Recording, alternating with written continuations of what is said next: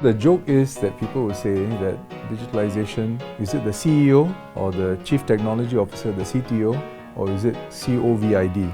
Which is the one that has helped digitalization most? And actually, it's COVID-19.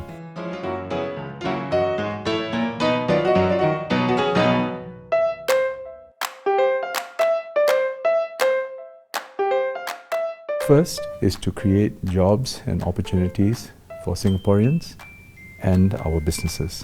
Because digitalization is really the new frontier in the economy, it allows us to do things differently. It allows our businesses to explore new markets in ways that were never possible before. As an example, a small SME today, which in the past would have had to start in our local market, build up to a certain size before they can go to a foreign market, because they need the resources, the people and so on to enter the market. But today, a small SME can actually access overseas markets through online platforms. The payment solutions are there, the marketing platforms are there, the logistic solutions are there. We want to make sure that our workers have the skills and the knowledge that will allow them to benefit from the kind of new opportunities we are creating in the digital economy. The second part is to make sure that nobody is left behind in this digital transformation and ensuring that everybody has a bright future and can thrive in a digital Singapore. I've met many seniors who actually are very clever and very smart at using technology already. But for the group as a whole, I think there may be some challenges. That's why we have the Seniors Go Digital program. Our aim is to reach 100,000 seniors by March next year. And by reaching out to them, we want to give them the skills, minimally to do things like, for example, digital payments, to be able to communicate digitally with their family, also to be able to obtain information, and maybe do some other transactions, and certainly entertainment. The other group, when we think in terms of leaving no one behind, is on the commercial side, is our hawkers. And we want to help them make that transition. That's why we've got the Hawkers Go Digital program. The third point is this: as more and more things move to the digital space, the challenge is going to be, how do we ensure it is safe? Just like you take safety precautions, just like you take fire safety precautions and so on, just like you have security against theft and so on, we need the same kind of measures at the enterprise level when you talk about cyber.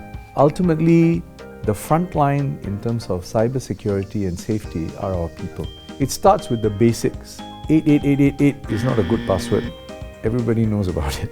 Password 123 is not a good password. So you must find a password that is strong. And if we are successful in this, then what we are really going to be able to achieve is a thriving digital future for Singapore, but it is a digital future which is inclusive, where everyone has a role, everyone can benefit, and it's a digital future that is safe for our companies, for our workers, for our families, our children and our seniors.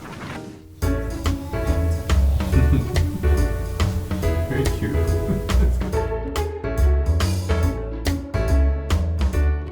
假设以后全部都是用数码的啦，那么有一些年龄大的人不会用怎么办呢？最好是可以规定一些，保留一些啦，可以用现金的啦。真于是，谢谢你的问题。First of all, we are creating digital payment solutions not to replace cash, because we know cash continues to be important in certain contexts. We want to make sure that is always an opportunity and option available to our residents. In other words, you can use the traditional way of payment because it still remains relevant for some people in certain contexts, but you can also use the digital solution, which gives you a lot of new possibilities and conveniences. During this COVID-19 period, everyone is working from home and studying from home. Internet access is very important. So what is the government doing to ensure the disadvantaged families have digital access? Thank you for your question, Pingan. We have started a program where mobile access for seniors, to make mobile phones available to them at a very subsidized cost. When a family, is in need of this kind of support, we have a program that supports them to get the broadband access at home. I like to play Talking Tom. What games do you like to play? 谢谢志轩。Actually, I also like to play Talking Tom, you know. In fact, I used to play this a lot with my children. Some of the games I play on the digital games are some of these brain teaser type games, very interesting ones. There are many of such games available, which I would recommend to our seniors, because it has been proven, I think, that when you are regularly using these games, it's a bit like playing mahjong but doing digitally, right? It keeps your mental faculties very active.